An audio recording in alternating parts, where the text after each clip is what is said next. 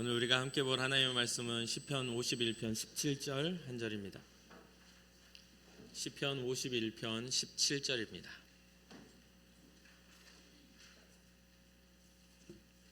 우리 한 목소리를 합독하도록 하겠습니다.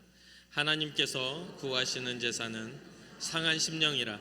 하나님이여 상하고 통회하는 마음을 주께서 멸시하지 아니하시리이다.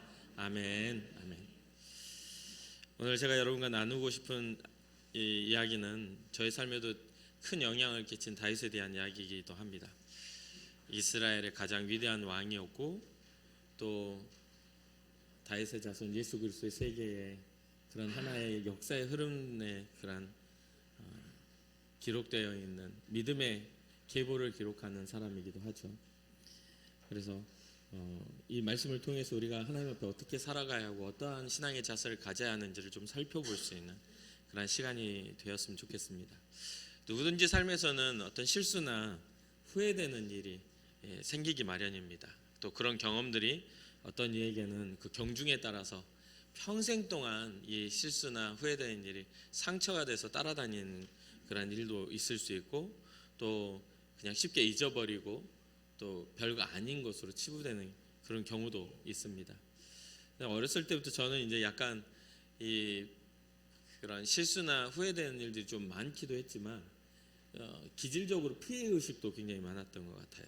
그래서 그런 피해 의식이 강해가지고 어떤 마음속의 두려움도 되게 컸고 또 누군가에 대한 원망도 되게 컸었던 기억이 납니다. 정서도 불안정해서 여러 가지 어떤 삶의 모든 어떤 일을 대면을 했을 때 그 불안정함이 이렇게 겉으로 드러나기도 했습니다. 그러다 보니까 이런 불안정함들이 그 겉으로 드러나기 시작하면 그게 자꾸 부딪히고 다듬어져야 하잖아요. 그게 좀 안정적이면 그런 부딪히는 일이 별로 없을 텐데 이 불안전하니까 자꾸 부딪혀서 깨지고 또 깨지고 하면서 더 이 피해의식이나 그런 마음들이 더 생겼던 것 같아요. 원망하는 마음들이. 그래서 그런 과정에서 저는 항상 뭔가 내가 아닌 누군가의 잘못에 더 집중을 하고 또 내게 일어나는 불행을 또 누군가의 탓으로 돌리는 게 습관처럼 이렇게 좀 자리를 잡고 있었던 것 같아요. 어느 때는 부흥 집회를 하고 강사 목사님이 이제 안수 기도를 해주시는데 그분이 이제 예언하는 어떤 그런 은사가 있으셔서 머리에 안수를 이렇게 하시다가 제 머리를 탁 때리면서 하시는 말씀이 그만 좀 원망해라 이렇게 그렇게 말씀하신 적도 있습니다. 그분 앞에서 그냥 고개 숙이고 기도밖에 안 받았는데 어떻게 아셨는지 그런 이야기를 들으면서 제가 주변에 물어봤죠. 제가 원망이 심하냐고 그랬더니 주변 사람이 다 아주 심하다고 이야기를 하더라고요. 그럴 때 보면은 어떤 때는 정말 억울했고 또 어떤 때는 저의 실수로 인해서 부끄럽기도 했고 또 어떤 때는 그 실수를 이런 실수 하지 말았어야 되는데 하면서 후회도 했었던 것 같아요. 그 과정에서 이렇게 마주한 그 저의 모습은 많이 부끄러운 그런 모습도 이렇게 있었던 것 같습니다. 되게 부끄러우고 또 좀 불편했어요. 누군가 와가지고 제 잘못을 이야기한다거나 하면 불편해서 자꾸만 거기에 대한 어떤 이 반응이 어떤 때는 이제 막 화도 내고 감추기 위하여 또 다른 이렇게 거짓말도 하고 이랬던 기억이 납니다. 그러다가 어느 날 말씀 안에서 저의 어떤 정체성이나 제가 살아가야 할 방향을 딱 발견한 후부터 제 삶에서 엄청 많은 이 변화가 일어나는데 먼저는 제 내면의 변화가 아주 크게 일어났어요. 그래서 지금은 어떤 사람을 만나도 저를 그렇게 볼 사람이 별로 없습니다. 이 사람은 뭔가 불평적이다, 뭔가 약간 억울해한다, 어떤 문제를 다른 사람한테 탓하고 이렇게 넘긴다 이런 이야기는 누구도 안 할 겁니다. 그럴 만큼 제 안에 생산적인 좋은 일들이 일어나서 좀 목회자다운 삶을 꿈꾸게 만들고 또 신앙자다운 삶을 꿈꾸게 만드는 그런 은혜가 있었는데 그게 다 이 말씀 안에서 역사하시는 하나님의 그 역사를 발견한 후에야 제 내면이 진짜 단단해지고 힘이 있어졌다라고 저는 생각을 합니다.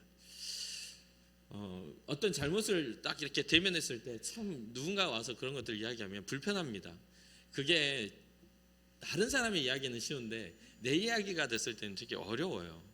그래서 다른 사람의 어떤 흠을 잡을 때는 우리가 가볍게 이야기할 수 있지만 그 나의 흠이 잡힌다는 것은 그것을 어떻게 하라는 거지라는 생각을 하게 되잖아요. 오늘 시편 51편의 상황도 마찬가지입니다. 이 다윗의 상황이 어떤 상황이죠?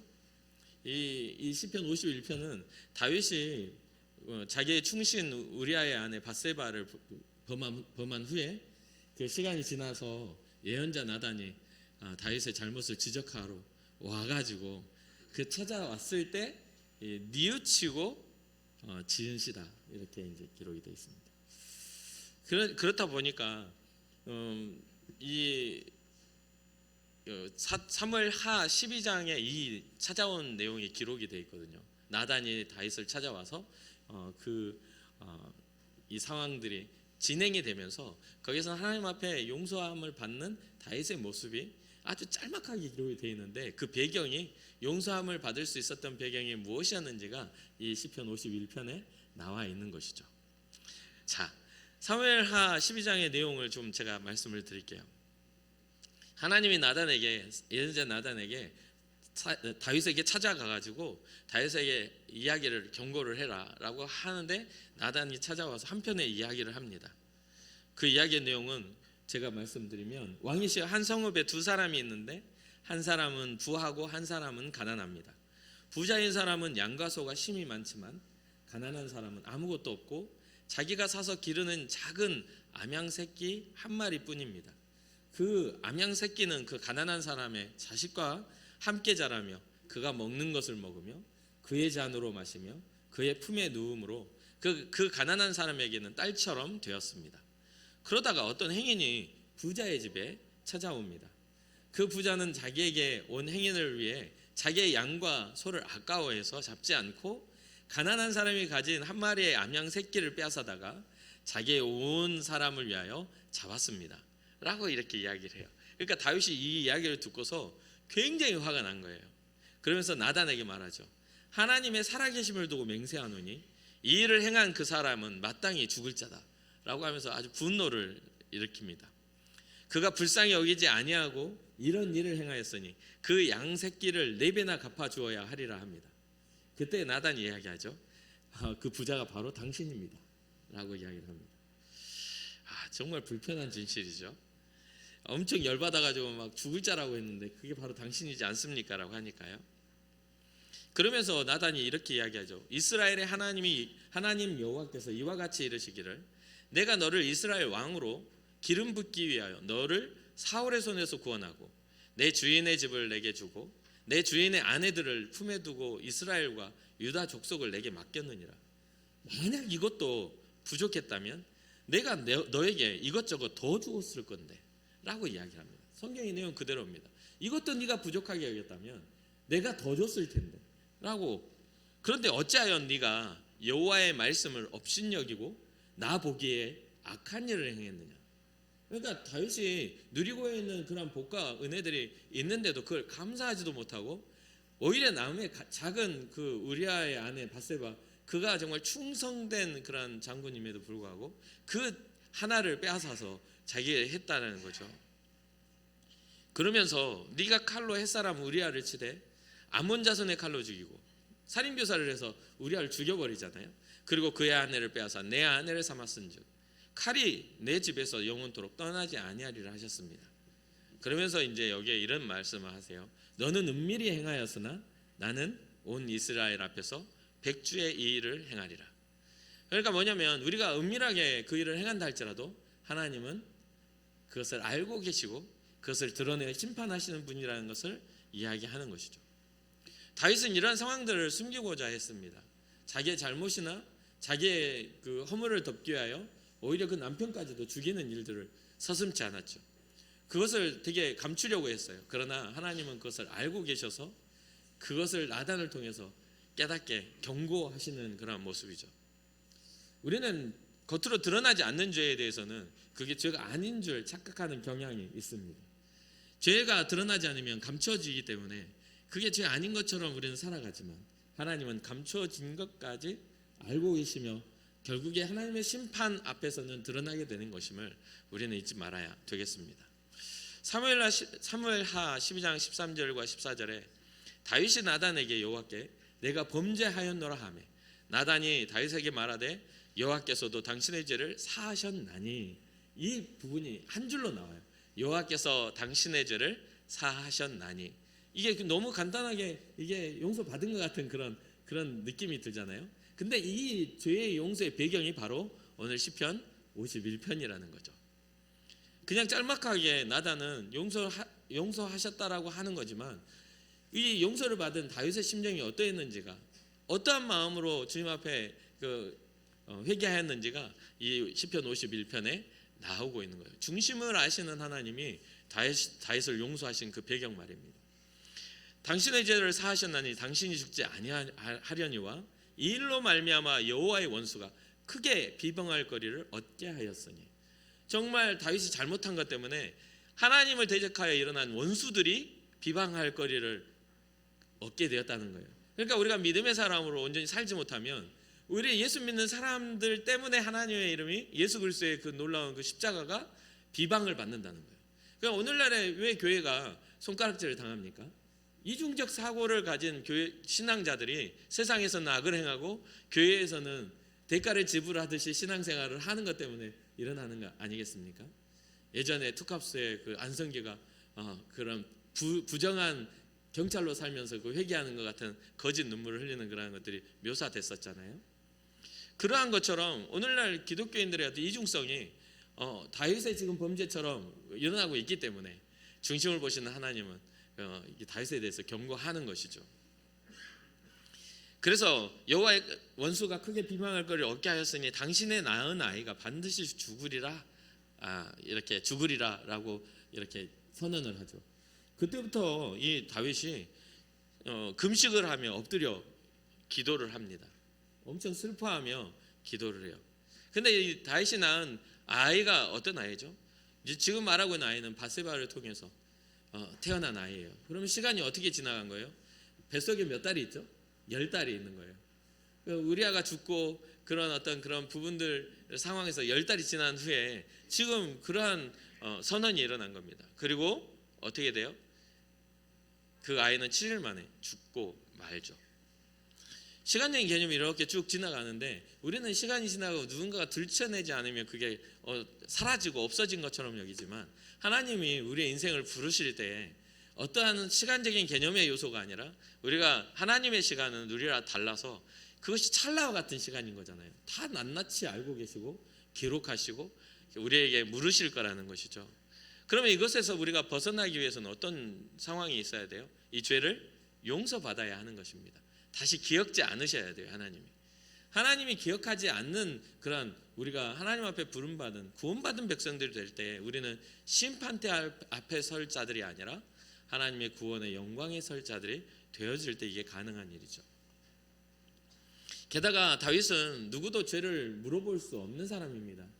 다윗은 이스라엘에서 다윗의 죄를 물을 수 있는 그런 위치가 아니에요. 왕이었기 때문에 그 왕 위에 왕을 심판하는 자가 없어요.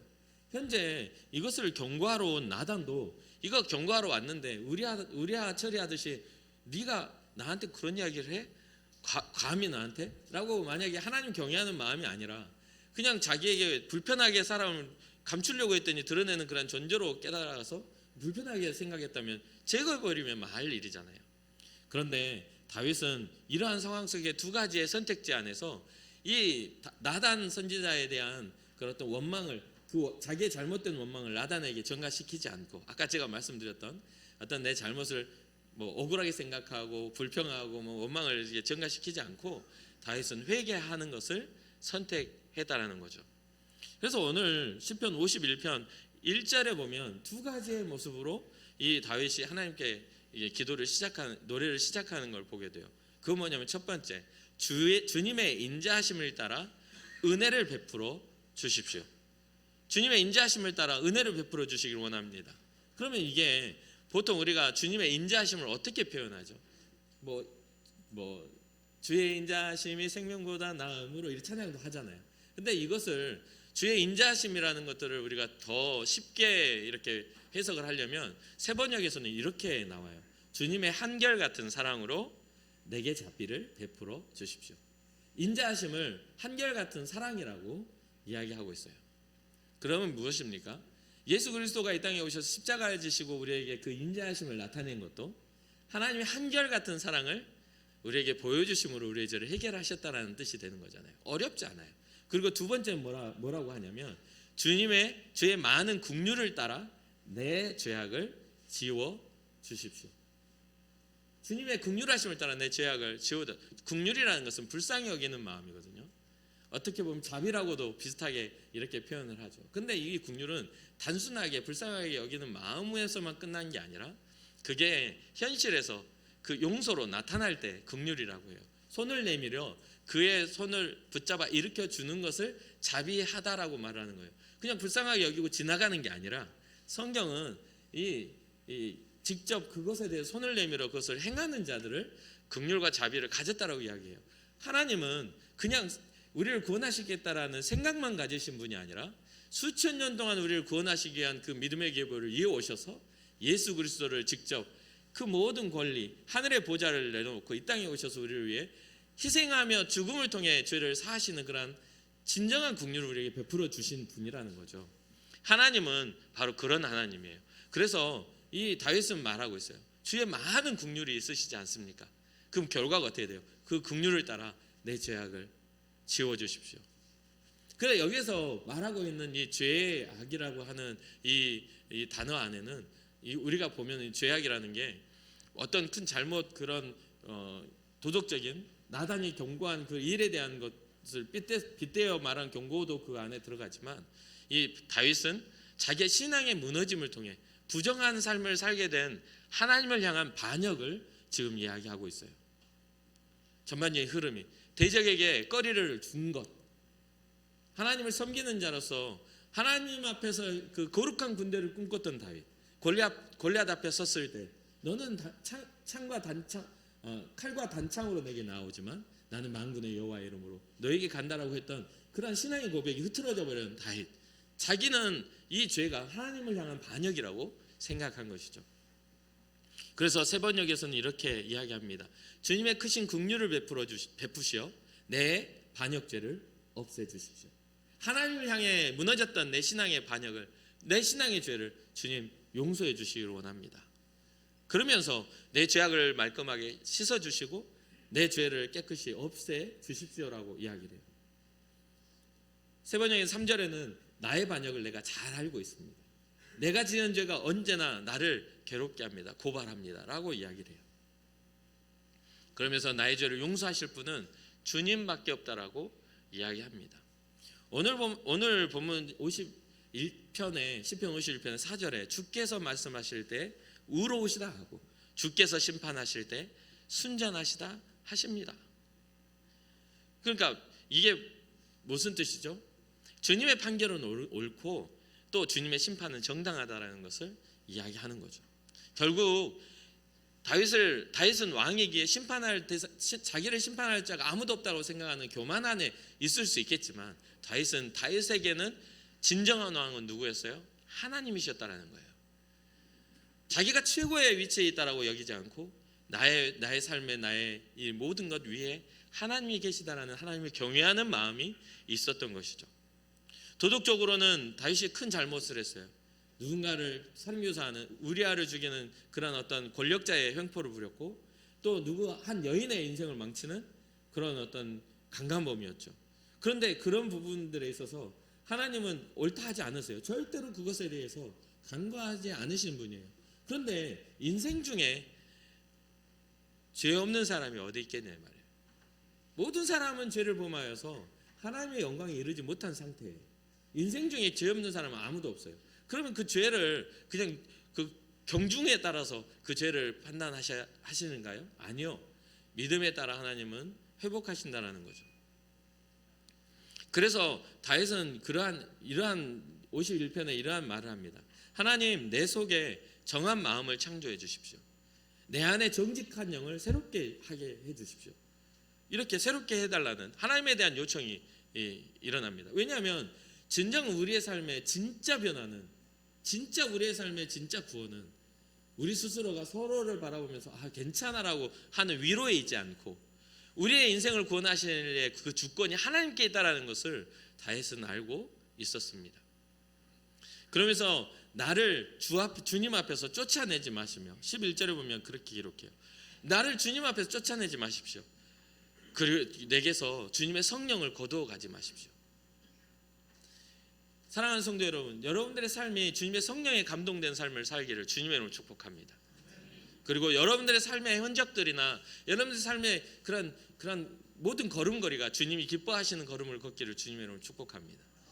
누군가가 무슨 교회 그렇게 빡빡하게 다닌다고 그냥 대충 죽을 때 아멘 하고 죽으면 되지, 이렇게 가르치는 사람도 많아요. 나는 믿어요 하고 죽으면 그건 안 맞나? 그러니까 전도를 우리가 이제 CCC의 뭐 사역이나 이런 거 하면 예수 그리스도를 영접하기만 하면 한다니까 그것을 또 이용해 가지고 그렇게 이야기하는 사람도 많고, 또 교회 다니면서도 그렇게 생각하는 사람도, 그렇게 착각하는 사람도 있어요. 그래서 어떤 악한 일을 할 때에도 회개거리를, 내가 악하게 행했다라는 회개거리가 없는 경우가, 왜냐하면 선한 기준이 내 안에 있지 않으니까, 그게 선한지 악한지도 잘 구별하지 못하는 사람도 생각보다 많이 보았습니다. 근데 우리가 보면요, 성령의 충만함을 받으면 모든 것들을 꿰뚫을 것 같은 그런 생각을 가져요. 모든 판단력이나 모든 지혜로움이 막 솟아오를 것 같거든요. 그런데 하나님은 질서의 하나님이세요.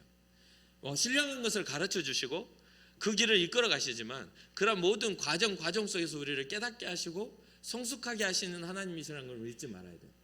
오늘 요즘에 생명의 삶을 이렇게 우리가 새벽마다 보지만 이 베드로가 무두장의 시몬의 집에 유하면서 지붕에 올라가 기도하는 그런 모습이 나옵니다.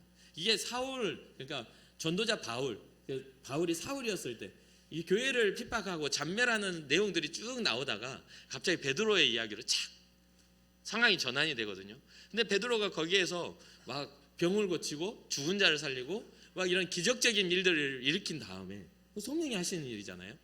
무두장의 시몬의 집에 딱 유하고 있을 때 이 고넬료 사건과 이게 겹치면서 어떤 상황들이 이렇게 진행이 됩니다. 그때 베드로가 지붕 위에 올라가서 기도를 하고 있을 때 하늘로부터 내 기퉁이의 보자기에 그런 것 같은 게 내려와가지고 그 안에 부정한 그런 짐승들이 있는데 잡아먹으라는 그런 음성을 듣습니다. 그러니까 베드로 하는 말이, 나는 속된 것, 이렇게 부정한 것들을 먹지 않습니다라고 딱 이야기를 해요. 하늘로부터 소리가 나는 것을 내가 정하다 하는 것들에 대해서, 하나님이 정하신 것들이잖아요. 이거는 부정한 게 아니고 깨끗한 거야 라고 하면 이건 깨끗해지는 것이고, 이거는 깨끗함에도 불구하고 부정하다 하는 것은, 하나님 부정하다 하는 것은 부정해지는 거잖아요. 그러니까 이게 그 유대식의 어떤 사고에 이렇게 사로잡혀 있었던 베드로에게 하나님이 깨달음을 주시고 이 이방인 고넬료를 만나게 하신단 말이에요. 근데 그러한 환상을 보고도 거기에 내용에 보면 뭐라고 나오냐면 이게 무슨 일인지 깨닫지 못하고 있어요. 베드로가 성령이 충만한 은혜로 환상을 보았는데도 그거에 대해서 의문을 갖고 있는 상황이었어요. 그리고 그때에 고넬료의 하인들이 와가지고 보낸 그 하인들이 와서 고넬료를 만나러 가는 그런 상황들이 일어납니다. 뭐냐면 성령의 충만한 은혜에 우리가 사로잡혀도 우리는 언제나 뭐에 빠져 있어요? 인간의 어리석음 속에 우리는 살아갈 수밖에 없는 겁니다. 주께서 알게 하시고 깨닫게 하시고 그런 상황들을 조율하셔서 우리를 깎고 다듬어서 하나님의 사람으로 만들어가는 과정 속에 우리 있는 거예요. 한 번의 성령의 충만함이 영원한 충만함이 아니에요. 성령은 소멸하는 불이에요. 우리가 구하고 찾고 두드리지 않으면, 하늘의 비밀한 신령한 것들을 추구하지 않으면 우리는 언젠가는 인간적인 생각과 마귀의 괴계에 넘어질 수도 있다라는 거죠. 예수님이 40일 광야에서 기도를 하신 후에 그냥 그 일이 마무리됐나요? 아니요. 그 기도를 하시고 40일 지난 후에 마귀가 와서 시험을 하잖아요. 그 시험에 대해서 우리는 경계하고 거절할 수 있는 그러한 힘이 우리 가운데 있어야 돼요. 그 힘을 얻기 위해 우리는 작정하며 기도하는 것이죠. 그런데 오늘날 교회는 기도하지도 않고 말씀도 보지도 않고 온전한 예배도 드리지 않으면서 영적인 사람인 것 마냥 스스로 생각하는 사람들이 자리를 잡고 있어요. 그러니까 그런 사람들이 세상에 나가서 교회에 대해 손가락질하면 아니야 교회는 그렇지 않아라고 말하지 않고 그러게 같이 동조하고 있는 모습을 보게 돼요. 왜? 내가 그렇게 살지 못하고 있으니까. 이게 바로 우리가 마주하는 불편한 진실이에요. 다윗에게 다가와 온전한 하나님의 뜻을 전하고 있는 나단을 대면하는 불편한 진실인 거죠. 그러니까 우리의 그 불편한 진실 앞에 우리가 딱 노출되었을 때 우리는 어떠한 반응을 내려야 될 건가? 여러분들이 말씀을 들을 때 오늘은 목사님 말씀에 위로도 받고 힘을 얻고 또 일주일 살아갈 그런 위로를 받았어야 되는데 뭘 저렇게 또 강단에 서가지고 저렇게 불편하게 말을 해 라고 생각하신다면 원망하는 사람 죄를 전가하는 사람밖에 안 되는 거죠. 그런데 그 불편한 진실 앞에 섰을 때 다윗과 같은 마음으로 주님 내 안에 정직한 영으로 주님 새롭게 하여 주시길 원합니다. 하나님의 의를 내 안에 세워주시길 원합니다. 할 수 있는, 그리고 내 안에 그러한 새로운 마음을 창조해 주십시오 라고 할 수 있는 그러한 회개의 마음이 있다면 한 줄로 기록할 수 있는 거예요. 너의 죄를 용서하겠다라고. 그러니까 그러한 배경 속에서 우리는 주님 앞에 나아가야 하는 것이죠. 그러면서 주의 구원의 즐거움을 내게 회복시켜 주시고 자원하는 심령을 주사 나를 붙드소서라고 12절에 이야기합니다. 우리가 회개하는 자에게 하나님은 용서하시고 주의 긍휼을 보이시고 한결같은 사랑의 열매를 맺게 하시는 거잖아요. 우리는 어떻게 보면 이게 우리의 삶 속에서도 어떤 대가지불처럼 잘못 판단하는 그런 경향이 생겨요. 우리가 한 주간 동안 정말 세상에 살다가 주일날 한 번 와서 예배드리는 것이 뭔가 우리의 마음을 안심하게 만드는 그런 대가지불과 같은 그런 시간이 되고 만다는 거죠. 그러나 하나님은 그러한 사람을 찾는 게 아니에요. 지금 마음대로 살다가 이 한 날만 살고 또 세상이 마음대로 살라고 대가지불의 그런 모습 속에 살아가는 신앙을 원하시는 게 아니라는 거예요. 이게 이스라엘 율법과 같은 겁니다. 죄의 크기만큼 와서 번제의 제사를 드리고 하나님 앞에 속죄 제사를 드리고 그리고 또 돌아가 똑같은 죄를 반복하고, 이게 지금 이스라엘 백성이 범했던 죄잖아요. 이사야서에는 그것은 너희는 내 마당만 밟았다 할 정도로 너희가 드리는 그 모든 제사의 그런 화제가 나를 역겹게 만든다 하시는 그런 이야기가 되는 거 아닙니까? 그래서 다윗은요 이런 이야기를 합니다. 오늘 본문의 앞구절이죠. 16절이에요. 주께서는 제사를 기뻐하지 아니하시나니 그렇지 아니하면 내가 드렸을 것이라. 주는 번제를 기뻐하지 아니하시나이다. 주님이 세워놓으신 그 제사가 무의미하다는, 제사 무용론이, 예배 무용론이 아닙니다. 온전한 제사라는 것은 이 다음에 오늘 본문에 우리 읽은 17절이 가미되어 있는 제사를 의미하는 거예요. 이 17절은 뭡니까? 하나님이 구하시는 제사는 상한 심령, 통회하는 마음이라고 17절을 이야기하고 있는 거잖아요. 그러니까 상한 심령, 하나님 앞에서 잘못된 죄에 대한 인지도 없고 그리고 통회하고 회개하는 그 마음도 없는 제사는 하나님이 기뻐하시지 않는다. 그래서 14절에 구원의 하나님이여 피 흘린 죄에서 나를 건져 주십시오. 내 혀가 주의 의를 높이 노래하리이다 라고 이야기해요. 피 흘린 죄, 여러 가지 인간적인 삶에 있어서 잘못한 그 죄들에 대해서 건져달라는 하나님에 대한 용서를 구하죠. 사실은 어찌 보면은 우리 하나 밧세바의 용서를 구해야 되는 것이라고 우리는 생각을 해요. 근데 그런 어떤 죄의 도덕적인 것들이 거기서 자유로운 사람이 누가 있을 수 있겠습니까? 일일이 그런 것들을 다 해결하고 어쩔 때는 내가 잘못한지도 모르고 짓는 죄도 있을 텐데요. 결국은 인생의 주관, 하나님이 구원하시는 사람의 가치는 이 땅에 살아가는 육신에 있지 않고 하나님 나라에 회복되어지는 창조 때의 그 아담과 하와의 죄 짓기 전의 모습으로 우리는 돌아가야 되는 거잖아요. 근데 죄로 인하여 깨어진 관계가 우리에게는 하나님을 거역함으로 깨어진 관계가 우리에게는 죄가 된 것이거든요. 그러니까 그런 부분들에 있어서 이게 회복되어지는 과정 속에 우리는 있는 것이죠. 하나님의 권위와 주권이 회복된 다음 주님이 나의 심판자이시고 주님이 나의 용서자이시고 주님이 나의 구원자라는 그런 것들을 깨달은 다음에 드려지는 예배와 제사가 의미가 있다라는 사실입니다. 자, 이 다윗이 이렇게 신앙적인 부분에서 성경은 신앙을 이야기하고 있어요. 인간의 도덕을 가르치는 게 아니라 그걸 이해하셔야 돼요. 이런 비슷한 이야기가 어디에 나오냐면 창세기 39장 8절과 9절에 요셉의 이야기 가운데 나옵니다. 요셉이 자신을 유혹하는 주인의 아내를 보고 그 유혹을 뿌리치며 한 이야기가 이렇게 나오죠. 뭐라고요? 내가 어찌 이 큰 악을 행하여 주인에게가 아니라 하나님께 죄를 짓겠습니까? 라고 이야기를 해요. 지금 요셉의 어떤 신앙적인 그런 부분 중심에는 도덕적인 잘못들을 거절하는 배경 안에는 하나님을 향한 신앙이 있었던 것입니다. 그래서 그 행동이나 말이나 그 행실을 조심하여 성실하게 행했던 것이죠. 우리는 우리가 하는 모든 것들을 사람에게 보이려고 합니다. 우리가 뭔가 잘하면 사람들의 칭찬을 얻고자 하죠. 그 칭찬 얻지 못하면 실망하고 삐지고 화를 내고 또 때로는 또 문제를 일으키기도 하죠. 교회가 아주 그렇게 문제 일으키기 쉬운 집단 아닙니까? 이게 신앙적 공동체가 아니면 여기는 그런 집단이 되고 말아요. 그래서 세상에서는 그렇게 이야기를 하는 거죠. 그래서 우리의 정당성을 자꾸 인간관계나 삶에서나 환경에서 찾으려고 해요. 신앙의 정당성을.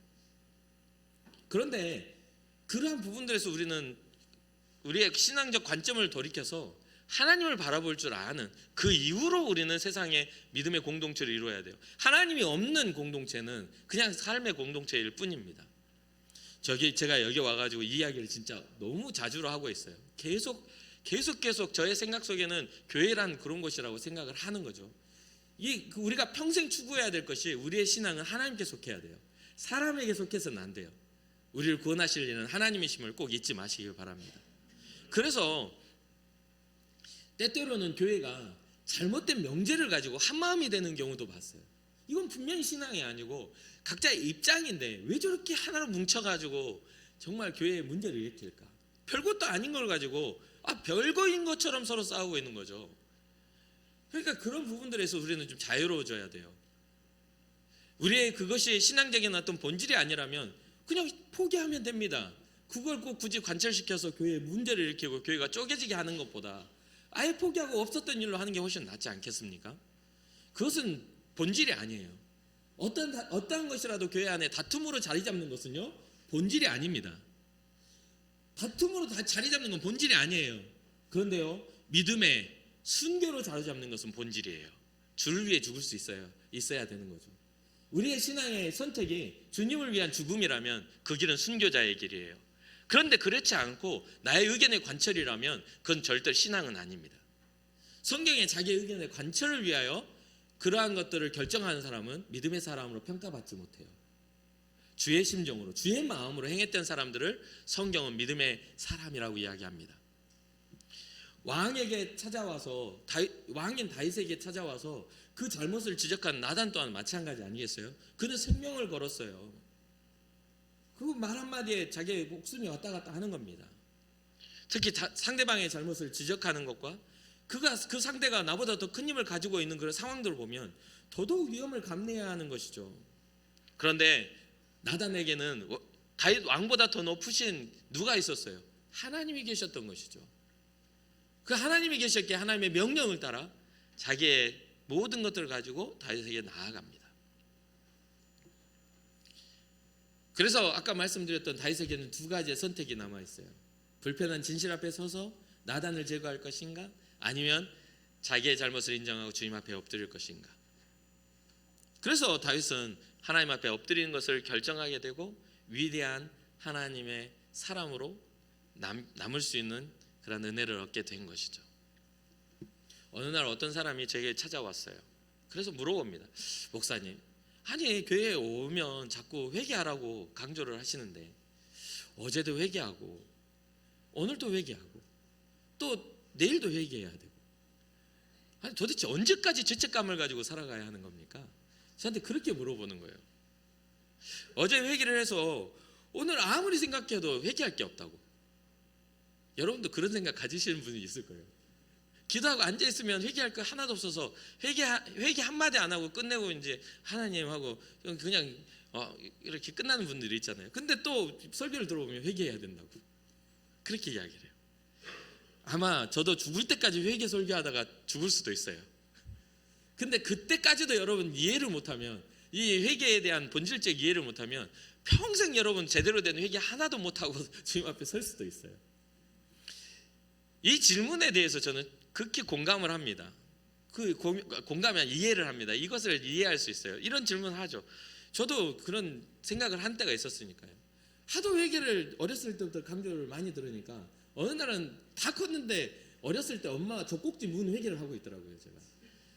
내가 그때 그 잘못을 크게 한 것 같아요. 그러면서 할 게 없어요. 저는 태어날 때부터 목회자 가정에 태어나가지고 태어날 때부터 인식이 회개, 그때 당시 막 불러하면서 강상 목사님 오셨다 하면 다 회개하라고 그러니까 뭐 정신 차리고 4살 때부터 교회에 무릎 꿇고 앉아서 기도했는데 회개할 게 뭐가 많이 있겠습니까? 그리고 그렇게 살다 보니까 아마 제가 여러분보다는 좀 더 도덕적으로 살지 않았을까요? 세속에 덜 물들게 살았어요, 저는. 왜냐하면 목사 아들이라고 사람들이 다 쳐다보니까 나쁜 짓도 못하고 살았어요. 되게 억울해요, 그것도. 좀 나쁘게 살아야 되는데. 근데 한동안은 그런 생각 들었어요. 나도 시원하게 욕 한 자리 하고 싶은데 너무 죄책감이 들어서 욕을 못하는 거예요. 다른 친구들 막 그렇게 막 화가 나면 욕도 하는데요. 근데 그게 마음속에 인처럼 잡혀 있어서 욕은 사람을 저주하는 거고 저주는 하나님의 형상에 대한 저주니까 하지 말아야 된다는 그런 교육을 받고 커나니까 승질이 목구멍까지 차올라도 욕이 안 나와. 그러니까 제가 조금 더 도덕적이지 않습니까? 여러분들 욕 잘하시잖아요.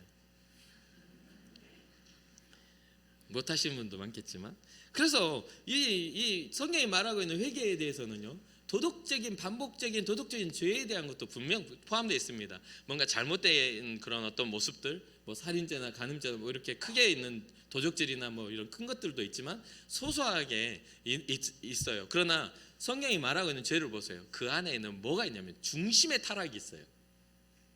탐욕과 시기, 질투, 그리고 살인하려고 하는 마음, 이게 중심의 타락이 있어요. 그래서 지금 현재 다윗은 인간의 중심의 타락을 인간이 해결할 수 있겠는가라는 그런 고민을 할 수밖에 없는 거잖아요.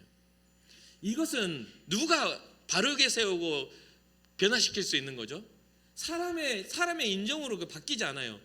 그 분함이 일어나고 그 불평과 원망이 일어나는 것들을 어떻게 도덕적으로 인정적으로 바꿔요? 하나님의 정직한 영이 우리 안에 들어올 때야 가능하더라는 거죠. 하나님의 역사가 우리에게 하나님의 성령의 역사가 일어나야만 우리가 하나님의 형상 자녀로서의 회복이 일어나더라는 거예요. 본질적인 변화가. 그래서 저는 그것을 경험했어요. 저의 어떤 그런 잘못됨들이 바로잡히고 교정되어지고 깨달아지는 은혜들을 경험하다 보니 지금 너무 평안하게 살아갑니다. 포기할 줄도 아는 사람이 되었고 인정할 줄도 아는 사람이 되었죠. 여러분은 어떻습니까? 십자가가 여러분들의 생명을 살리시고 하나님의 자녀로서의 삶의 형상을 회복하셨어요. 십자가로 인하여. 근데 여러분은 하나님의 자녀로서의 삶을 살아가고 있습니까? 하나님을 닮은 자녀가 되었습니까? 아니면 닮은 척하고 모양 꼴만 닮은 그런 모습이 되었습니까? 우리는 복음 앞에 설 수밖에 없는 존재들이죠. 그래서 복음 앞에 나아갈 때 우리가 살아가는 삶 속에서 원수가 우리를 비방할 비방거리를 제공해서는 안 돼요. 원수가 우리의 비방거리를 가지게 해서는 안 돼요. 죄에 우리는 무너져서는 안 된다는 거죠. 그 중심의 경향성 계속 이야기하죠. 하나님이 없는 그러한 곳을 향해 나아가는 경향성. 성공을 위해서라면 하나님이 없는 방법을 선택해도 상관없다라고 생각하는 죄의 경향성. 이런 것들에서 우리는 돌이켜 지금은 좀 더디고 지금은 손해본다 할지라도 우리의 미래가 하나님 앞에서 복이 된다라는 것을 인정할 줄 아는 신앙이 우리 가운데 있어야 되는 것이죠. 사랑하는 성도 여러분, 여러분들의 삶에 있어서도 마찬가지입니다. 이 다윗과 같이 복음 앞에 서면 우리는 불편할 수밖에 없어요. 껄끄러워져야 돼요. 목사님 저도 복음 앞에 서면 회개할 수밖에 없고 눈물을 흘릴 수밖에 없어요. 저의 잘못됨이 보이기 때문이죠. 주님이 기뻐하시는 삶이 아닌 것들에 대해서 내 마음속에 일어나는 어떤 욕망들에 대해서 회개할 수밖에 없어요. 매일매일 회개가 일어나는 것이 아니라 우리는 매 시간 매 순간 주님 앞에 주님을 향해 살아가야 하는 그런 회개가 일어나야 돼요. 그 말은 뭐냐면 회개는 감정적인 후회가 아니라 삶의 돌이킴이라는 거예요. 주님 없는 삶에서 돌이켜서 주님과 동행하는 삶으로 그 변화되는 것이 회개인 것이죠. 주님의 성령이 여러분 삶 가운데 역사하셔서 불편한 진실 앞에 하나님 없었던 삶, 하나님이 없음으로 일어났던 무너짐 속에 여러분이 만약 막상 서야 할 그런 시간이 온다면 그것에 대해서 인정하고 엎드려 기도할 줄 아는 여러분이 되시기를, 또 제가 되기를 주님의 이름으로 축복합니다. 그래서 주님이 보시기에 잘하였다고, 수고했다고. 그럼 우리가 뭡니까? 진짜 정직하게 살려니까 보통 힘든 게 아니었어요. 주님, 세상이 모두가 다 저렇게 방법을 선택하고 하나님 없는 것들을 꿈꾸고 살아갈 때 주님 선택한 것 때문에 내가 얼마나 손해를 크게 본 줄 몰라요. 그때 가지고 그런 이야기 할 때 염려하지 말아라. 하나님 나라의 상급이 이 땅에서 누려야 할 것보다 훨씬 더 크게 쌓여져 있는 우리의 모습을 발견할 수가 있을 것입니다. 사랑하는 성도 여러분, 한 주간 동안 주어지는 삶 속에서 여러분들의 삶을 불편하게 만드는 상황이 일어날 수 있어요. 그게 꼭 믿음으로 지금 나단과 같은 모습이 아니라 기독교인이기 때문에 예수 그리스도를 선택했기 때문에 불편해질 수밖에 없는 상황이 온다 할지라도 주님이 주시는 성령의 충만한 은혜를 가지고 그 상황과 환경을 극복하고 이겨낼 수 있는 믿음의 사람 되기를 주님의 이름으로 축복합니다. 기도하겠습니다. 살아계신 하나님, 우리는 우리의 인생 속에서 날마다 실수하고 후회하는 일들을 남깁니다. 때로는 더 지혜로울 수 있었던 상황 속에서도 지혜롭지 못한 우리의 어리석음 때문에 그러한 일들이 생기기도 하고, 때로는 우리의 그러한 죄를 감추기 위하여 다윗과 같이 여러 가지의 더 큰 죄들을 이렇게 양산해버리는 그런 실수도 합니다. 그럴 때마다 우리가 주님의 말씀을 다시 기억하고 주님의 그 한결같은 사랑과 긍휼하심에 기대어 다시 한번 회복할 수 있는 그런 우리의 마음의 심령, 상한 심령의 통회함을 갖는 은혜가 있기를 원합니다. 주여, 우리의 마음에 주의 성령을 더하여 주셔서 정직한 영으로 새롭게 하여 주시고 바르지 못했던 것들을 회개함으로 주님이 기뻐하시는 은혜와 복을 누리며 살아갈 수 있도록 도와주시되, 우리를 비방하며 우리를 넘어지게 만들려고 하는 마귀의 계계가 힘을 얻지 못하도록 우리가 거룩한 삶, 경건한 삶, 경건한 능력을 회복하며 살아갈 수 있는 은혜와 복이 우리 가운데 있게 하여 주시옵소서. 하나님, 우리의 예배가 주님을 만나는 시간이 되게 하시고 우리의 예배가 힘이 있어 주께 영광을 돌리는 예배가 되게 하여 주옵소서. 우리의 삶의 모든 삶이 우리의 발걸음이 주님을 향한 예배가 될 수 있도록 하나님께서 은혜와 복을 내려 주시옵소서. 하나님, 오늘도 시간을 구별하여 주님 앞에 나온 성도들에게 성령의 은혜와 능력을 가지고 또 한 주간을 살아갈 수 있는 힘과 능력 더하실 줄 믿사오고 이 모든 말씀 예수님의 이름으로 축복하며 기도합니다. 아멘.